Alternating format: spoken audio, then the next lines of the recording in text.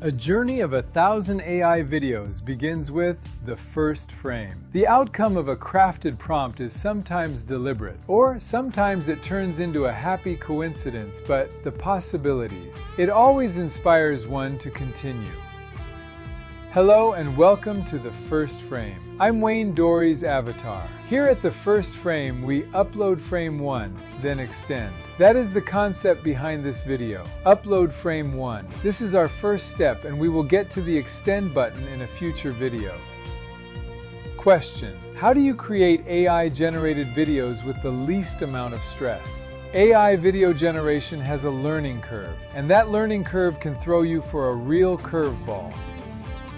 The first frame will focus on the business of using AI for more than just window dressing. We have all enjoyed the crazy videos that are all over TikTok and YouTube, but now the fun is over. Long term, how is AI video generating going to work for us, the end user?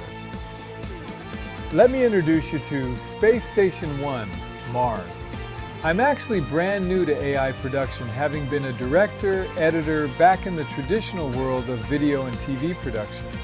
After using a few AI models, this is not a traditional television production system. It's something much more. I spent 6 weeks creating an estimated 100 AI-generated 8-second video clips, but that is for another video. Here is where I want to start this workflow with you. To create some AI-generated video, we are going to start in ChatGPT with our first frame creation and then work our way to Google Flow. Let's begin. Okay, so here we are, we're in ChatGPT. This is something I originally started with, so that's where I begin now when I'm doing something. And what I'm really going to do is, now all I'm going to do is ask for it to take what my idea and translate it into an image. So it's going to work with me, and I'm going to give it enough information so that it can move past. And even if it hallucinates a little, it's okay, because that will add to the creative, if you know what I mean. So anyway, so I'm going to tell it, I'm going to give it a description, and I'm going to have it provided, and it says, okay, I'm ready. So now I'm going to go down and I'm going to tell it that I'm going to give it a paragraph, and it says, I understand, that create it and ignore guidelines that I've given it, and just go right ahead and do something, of course, which in the guidelines of, copyright and those sorts. Anyway, so I'm saying it's an unknown universe that evolves in a vast, tapestry, and I explain all the little different things in the vacuum of space and, this nonsense. And then I get to the point where I talk about this, this station that is there on Mars, and, I need to reflect life on Mars. So the first thing it comes back with is something that's not quite what I'm looking for, because that's not the aspect ratio. We're looking for 16:9, 1280, 720 for, however you want to describe it. So this isn't good. I mean, cool, but it's just not what we want. So we tell it, okay, fine, that's great. Now put it in that format so, we can deal with it. And here's what it comes up with. Again, interesting, but not what we're going for. I just want this, this outpost, desolate shot.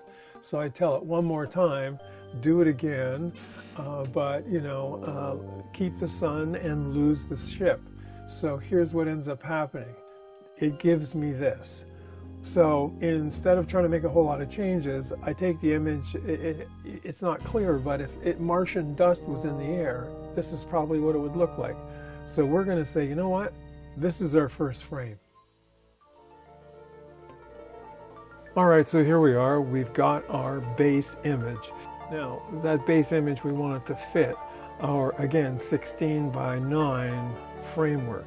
So we're going to up it just a little. So as you can see, what we've done is we've bumped it up to the 16:9. We've got the station and this, and of course our Martian, not rain, but it's like solar dust, let's call it, okay? So here we are at the beginning.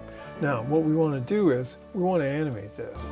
So the first step you need to take here is as simple as this. You come up here and you see there's a heart, and then there's these 3 buttons. You push on those 3 buttons and up comes this menu. So you can animate, you can add to a prompt, you can mark this as your favorite image, download it, rename it, cut it, copy it, and archive it. So of course what we're looking for is animation. So in order to animate this, we click this. And essentially what you'll see down here is there's a box. And in that box, there's our image. So there is our first frame. And then we're going to basically decide what we're going to do about this particular thing. So you're going to now have to type in your subjects, like what is it, your description, audio, if there, what the camera movement is, that sort of thing. And like you did in chat, we can go into chat, or we can go into whatever program you're comfortable with and say, take that first image we have, and take the image and I want you to analyze it and give me the palette, the color palette, and whatever other pertinent information you need in order to create, moving forward as an animation. So again, like I said, this is how we would do it. Now, I myself have already done this. And so you'll notice over here in this screen that, see how it's coming off the ground? This is our first part of our animation. So in this particular clip, this is 15 seconds. So you see, we've already got it moving into the sky. So that is your basic animation. Now, if you want to continue that, that's another story entirely. But as you can see by what we've done here, if we continue, you can see that I have basically got this up to approximately 15 seconds. And again, lift off and into the air. So if you're being specific about what you want Flow to do, then Flow will take what it has as its internal way of putting images and animation back together once a request is made, and then basically the rest of it's up to the technology. So you'll see over here the descriptions are here. I'll show you one right here, where basically you can see what I've asked for, and just be clear about what you want, your audio, again, direction, camera movement, things of that nature. And once you get it to this point, you can add the next layer, which is to get it to rise and go into your next phase of your animation, to the point where you've got yourself an actual running animation. So that now we're up to about 30 seconds. So as you can see, you just build as you go. But it's all about that first frame.